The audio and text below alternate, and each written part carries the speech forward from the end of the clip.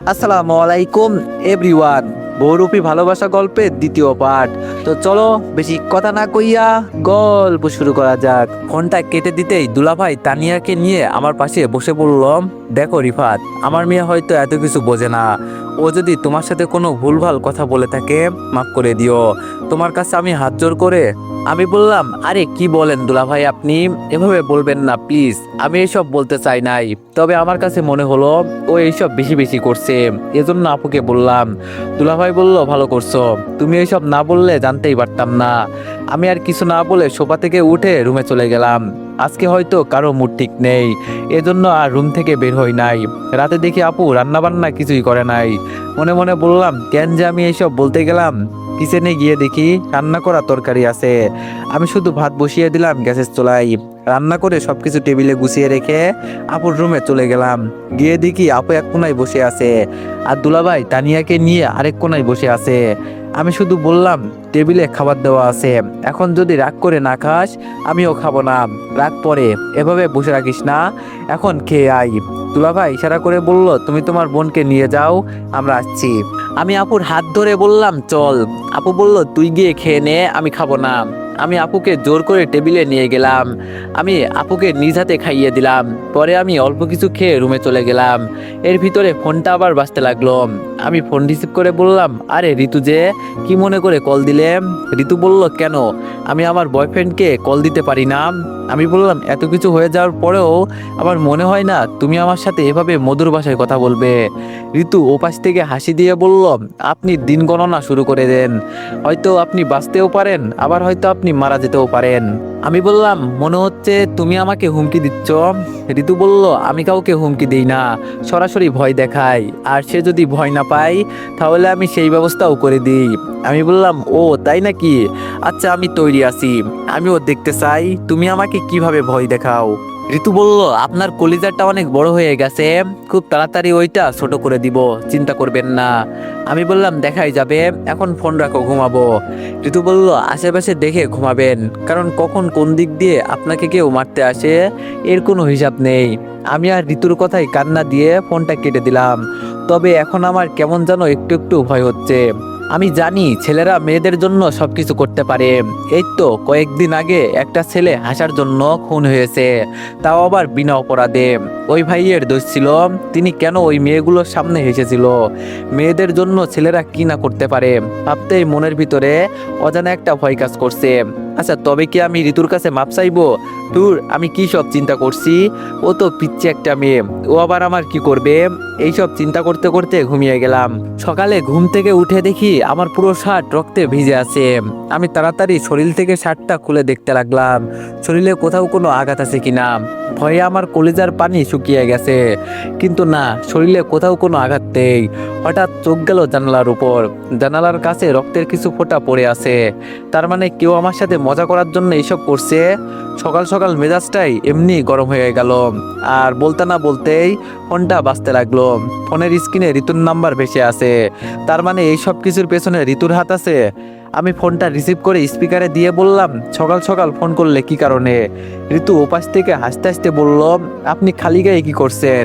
আপনার পেট বা পিঠের কোনো জায়গা আবার ফুটো হয়ে যায়নি তো? আমি বললাম, তার মানে এই সব কিছুর পেছনে তোমার হাত আছে? ঋতু বলল, ও মা, আমি আবার কি করলাম? আমি তো সকাল সকাল আপনার খোঁজ নিতে ফোন করলাম। আমি বললাম, নিজেকে নিজে অনেক চালাক মনে করো না? ঋতু বলল, অবশ্যই মনে করি, কেন, আপনার কোনো সন্দেহ আছে নাকি? আমি রেগে ফোনটা কেটে দিলাম। যদি এই মেয়েকে আমি হাতের কাছে পেতাম না তাহলে কি যে করতাম এর কোনো হিসাব নেই। যাক, সেসব কথা চিন্তা পরে করা যাবে, যা হয়েছে তা হয়েই গেছে। ওয়াশরুমে ঢুকে গোসল করে ফেললাম। রুম থেকে বের হয়ে দেখি দুলাভাই টেবিলে বসে নাস্তা করছে। আমি গিয়ে টেবিলে বসতেই দুলাভাই প্রশ্ন করলো, কি শালা বাবু, আজকে সকাল সকাল গোসল করলে কারণটা কি? আমিও মজা করে বললাম, নতুন নতুন বিয়ে করেছি তো এজন্য সকাল সকাল গোসল করি। আপু মাথায় একটা থাপ্পড় দিয়ে বলল, উল্টাপাল্টা কথা বলা বন্ধ কর, এখন নাস্তা কর। আমি আর কিছু জিজ্ঞেস করলাম না। তবে তানিয়ার কথা বলতেই দুলাভাই বলল, ও নাকি এখনো ঘুমাচ্ছে। নাস্তা শেষ করে সরাসরি দোকানে চলে গেলাম। আজকে 5 দিন হয়ে গেল। এখন পরিবেশটা মোটামুটি একটু ঠান্ডা আছে। এই 5 দিনে তানিয়া একদিনও স্কুলে যায় নাই। তবে ও এখন আর আগের মতো আমার সাথে কথা বলে না। কথা না বললে আমার কি যায় আসে, আমার আরো ভালো হয়েছে। আজকে সকাল সকাল দোকানে যাই নাই, আজকে একটু বেলা করেই দোকানে যাব বলে রুমে শুয়ে আছি। হঠাৎ বাইরে থেকে আপু ডাক দিয়ে বলল, রিফাত এইদিকে আইতো একটু। আমি আপুর কথা শুনে রুম থেকে বের হলাম। আপুর সামনে গিয়ে বললাম, আপু বল কি হয়েছে।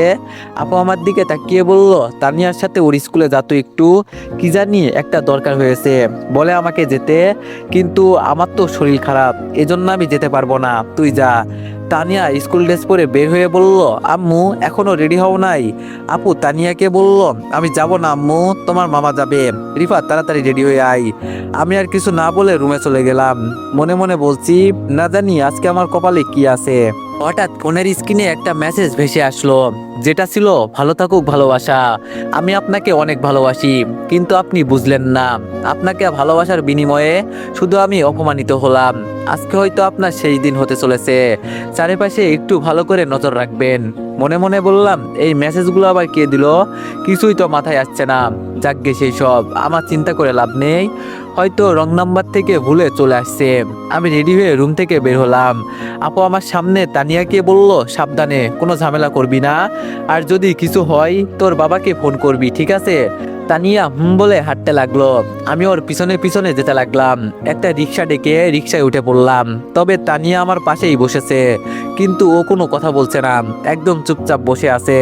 গার্লস স্কুলের সামনে নেমে আমি তানিয়াকে বললাম, আমাকে কি স্কুলের ভিতরে যেতে হবে নাকি এখানে দাঁড়িয়ে থাকবো। তানিয়া শুধু বলল, আপনাকে স্কুলে নিয়ে এনেছি কোনো এক দরকারে, স্কুলের বাইরে যদি থাকার জন্য নিয়ে আসতাম তাহলে তো আপনাকে আর দরকার পড়তো না। তানিয়া এক প্রকার রাগ করেই আমার সাথে এই কথাগুলো বলল। আমি তানিয়ার পিছনে পিছনে যেতে লাগলাম। ভিতরের মাঠে যেতেই কোথা থেকে ঋতু এসে তানিয়াকে জড়িয়ে ধরে বলল, মামা তোরে অনেক অনেক মিস করছি, এই কয়দিন তোর কথা খুব মনে পড়েছে। এই মেয়ের সাথে তাহলে তানিয়া এখনো কথা বলে। তবে আমার কেন জানি মনে হয় তানিয়াকে দিয়ে খারাপ কাজ করার পিছনে ওর হাত আছে। ঋতু আমার দিকে তাকিয়ে একটা হাসি দিল, তবে আমি ওর হাসির কারণ হয়তো এখনো বুঝতে পারি নাই। মাঠের এক কোনায় আমাকে দাঁড় করিয়ে তানিয়া বলল, মামা আপনি এখানে একটু দাঁড়ান, আমি অফিস রুম থেকে আসছি, ঋতু চল তো। তানিয়া চলে যাওয়ার পর আমাকে কেমন যেন অসহায় অসহায় লাগছে। আশেপাশে শুধু মেয়ে আর মেয়ে, এটা তো গার্লস স্কুল, এখানে ছেলে আসবে কোথা থেকে। লজ্জায় আমার কেমন যেন লাগছে, কাউকে কিছু বলতেও পারছি না। দূর থেকে কিছু মেয়ে আমার দিকে তাকিয়ে আছে। নিজেকে আজকে সত্যি অনেক অসহায় অসহায় লাগছে। এই তো তানিয়া চলে আসছে। তানিয়া আমার কাছে আসার পর বলল, মামা ক্লাসে চলেন, ম্যামের সাথে কিছু দরকারি কাজ আছে, পরে চলে যাবেন। আমি তানিয়ার দিকে তাকিয়ে বললাম, আমি ক্লাসে গিয়ে কি করব, তার চেয়ে বরং তুমি চলে যাও, আমি এখানে দাঁড়িয়ে আছি, যদি দরকার হয় ডেকে নিও, আসবনি।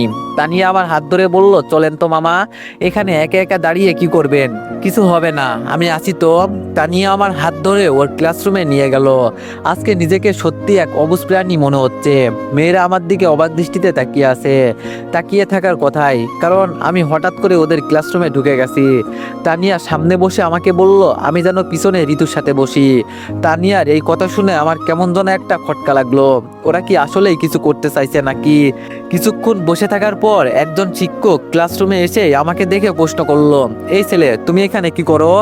ঋতু সাথে সাথে দাঁড়িয়ে উত্তর দিল, ম্যাম এই ছেলেটা আমাকে প্রতিদিন রাস্তায় বিরক্ত করে, এই জন্য আজকে ভুলভাল বুঝিয়ে আপনার কাছে নিয়ে আসছি, এখন ওর বিচার আপনি করবেন। মনে মনে বললাম, তাহলে তানিয়া আর ঋতু বুদ্ধি পরামর্শ করে এই কাজ করেছে। আজকে যে আমার 12টা থেকে 13টা বেজে যাবে আমি এটা বুঝতে পারছি। ক্লাস টিচার আমাকে কিছু না বলে ঋতুকে বলল, আমি ক্লাসটাকে শেষ করি, পরে এর বিচার করছি। আর তুমি এই ছেলেকে ভুলভাল বুঝিয়ে এখানে নিয়ে এসে ভালো একটা কাজ করেছো। ঋতু আমার দিকে তাকিয়ে হাসি দিয়ে বলল, এখন আপনাকে সবার সামনে অপমানিত করব, যদি পারেন স্কুল থেকে বের হয়ে দেখান। এখানে আমি যে কোনো কিছু করতে পারবো না এটা আমি শিওর, এজন্য ঋতুর পাশে চুপচাপ বসে আছি। ঋতুকে বললাম, তুমি ক্লাসের বাইরে যা পারো তাই করবে, আমি কিছু বলবো না, প্লিজ তাও আমাকে এখান থেকে বের করে দাও। ঋতু হাসি দিয়ে দাঁড়িয়ে পড়ল, আর মুহূর্তের ভিতরে মুখটা কালো করে দিয়ে কান্নার ভাব করে বলল, ম্যাম এই ছেলে আমার গায়ে হাত দেওয়ার চেষ্টা করছে, আমি আপনাকে আগেই বলছি ওর বিচার আগে করতে, কিন্তু আপনি সেটাও করলেন না। ম্যাডাম ঋতুকে বসতে বলে আমাকে বলল, এই ছেলে তুমি দাঁড়াও, ঋতু আমার সাথে যে এমন কিছু করবে এইসব আমার ধারণার বাইরে। আমি মাথা নিচু করে দাঁড়িয়ে গেলাম। ম্যাম আমাকে প্রশ্ন করলো, এই মেয়েটা তো তোমার ছোট বোনের মতোই, ওকে কেন তুমি বিরক্ত করো? যদি তোমার বোনের সাথে কেউ এইসব করে তাহলে তুমি কি সেটা সহ্য করতে পারবে বলো? আমি যে কিছু বলবো তার আগে কে যেন আমার পা ধরে জোরে একটা টান মারলো, আর আমি আমার নিজের বল সামলাতে না পেরে ঋতুর উপর গিয়ে পড়লাম।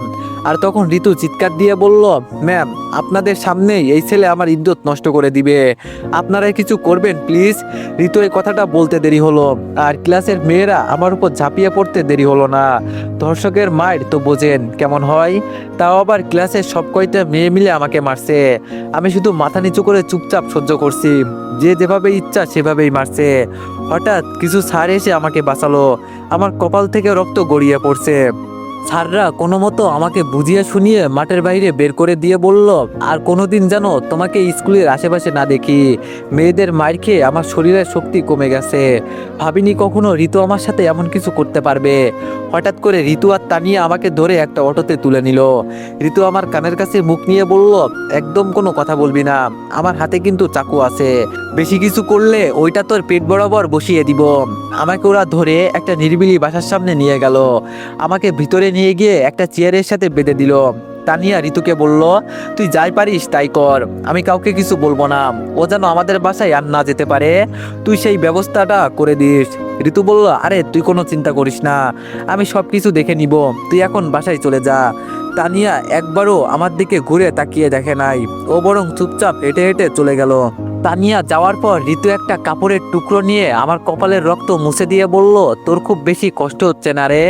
আমি তো তোরে সকালে মেসেজ করে বলছিলাম যে আশেপাশে কেউ আছে কিনা একটু ভালো করে দেখে আসতে, কিন্তু তাও করলি না। আমি ঋতুর দিকে চোখ তুলে তাকিয়ে বললাম, এমনটা না করলেও পারতে, তোমার কি লাভ আমার সাথে এইসব করে? ঋতু ওর শরীর থেকে ওড়না ফেলে দিয়ে একটা সিগারেট জ্বালিয়ে বলল, তোর জীবন এখন আমার হাতে জানিস, তবে আজকে তুই চাইলেও বাঁচতে পারবি না। আমি বললাম, যদি মারার ইচ্ছে থাকে মেরে ফেলো, আমি কিছু বলবো না। ঋতু সিগারেট ফেলে আমার কোলের উপর বসে ওর ঠোঁট দিয়ে আমার ঠোঁটের উপর আক্রমণ চালালো। জানি না এভাবে কতক্ষণ চললো, তবে যখন ঠোঁট থেকে রক্ত বেরোতে লাগলো তখনও মুখ সরিয়ে বলল, কিরে সেই দিন না তুই আমাকে জোর করে কিস করলি, তো আজকে এত ভয় কেন তোর চোখে মুখে? আমি বললাম, আমি কখনো ভয় পাই না, তবে তোমার মতো পিচ্চি একটা মেয়ে আমার সাথে এমন কিছু করবে আমি এটা হয়তো ভাবতেও পারি নাই। ঋতু আমার শরীর থেকে শার্ট খুলে আমার বুকের লোমগুলো একটা একটা করে টান দিয়ে ছিঁড়তে লাগলো। আমি কষ্টে চিৎকারও করতে পারছি না, কারণ ও আমার মুখে ওড়না চেপে দিয়েছে। বুকের লোমের গোড়া থেকে ছোট ছোট রক্তের ফোঁটা শরীর থেকে ধীরে ধীরে নিচে পড়ছে। হঠাৎ করে ঋতু দাঁড়িয়ে ঋতুর শরীর থেকে সমস্ত কাপড় খুলে উলঙ্গ হয়ে গেল। আমার মুখ থেকে ওড়না সরিয়ে বলল, কিরে এখন আমাকে কেমন লাগছে? আমি ওর দিকে তাকিয়ে বললাম, বাজারের নষ্টা মেয়েগুলো আছে না, ওদের থেকেও আরো বেশি খারাপ লাগছে তোমাকে। আমার কথা শুনে ঋতু আমাকে চেয়ার সহ লাথি মেরে নিচে ফেলে বলল, কুত্তার বাচ্চা, তোর কত বড় সাহস, আমাকে তুই নষ্ট বলিস? এই কথা বলে ঋতু আমাকে নিচে ফেলে যেভাবে ইচ্ছে সেভাবে মারতে লাগলো। কিছুক্ষণ পর ঋতু আমাকে ছেড়ে একটা চেয়ারে বসে বলল, তোর জায়গায় যদি আজকে অন্য কেউ হতো তাহলে হয়তো এতক্ষণে আমার ইজ্জত লুটে নিত, আর তুই। আমার শরীরে অনেক জায়গা থেকে রক্ত বেরোতে লাগলো। নিচ থেকে মুখ তুলে ঋতুর দিকে তাকিয়ে বললাম, কোনোদিন যদি আমি তোরে সামনে পাই ছাড়বো না, এটা মনে রাখিস। ঋতু আমার কথা শুনে দাঁড়িয়ে বলল, তাই নাকি? পাশ থেকে ঋতু বিষের বোতল নিয়ে আমার উপর ঢেলে দিল। আমি ব্যথায় যন্ত্রণায় জোরে একটা চিৎকার দিয়ে বললাম, ও মা গো, আমি শেষ। ঋতু পা দিয়ে আমার মুখ চেপে ধরে বলল, একদম চুপ, কোনো কথা বলবি না, কথা বললেই কেটে ফেলবো। এভাবে নিচে পড়ে কতক্ষণ ছিলাম তা বলতে পারি না। ধীরে ধীরে ব্যথার যন্ত্রণায় আমার চোখ বন্ধ হয়ে গেল। তবে শেষ মুহূর্তে আমার আম্মুর হাসি মুখটা সামনে ভেসে উঠলো। খুব করে আমি বাঁচতে চেয়েছিলাম, কিন্তু ঋতু আমাকে বাঁচতে দিল না। এইদিকে আমার চোখ বন্ধ হয়ে গেছে দেখে ঋতু মতো প্রায় অনেকটাই ভয় পেয়ে গেল। ও ভাবতেও পারে নাই ওর রাগের কারণে ও হয়তো কাউকে মেরে ফেলতে পারে। ঋতু তাড়াতাড়ি কাপড় পরে আমাকে কি করবে তাই চিন্তা করছে। হঠাৎ ঋতুর মাথায় একটা আইডিয়া এলো, এটা তো নির্জন একটা জায়গা, এখানে কে কি করলো এটা আবার কে দেখবে। এজন্য ঋতু খুব সতর্কতার সাথে রুম থেকে বের হয়ে গেল। আর যাওয়ার আগে ও কোনো প্রমাণ রাখে নাই, সবগুলো সাথে করে নিয়ে গেছে হঠাৎ করে। তো এভরিওয়ান, নেক্সট পার্টের জন্য সবাই একটু বেশি বেশি লাইক আর কমেন্ট করে দিয়েন। ধন্যবাদ।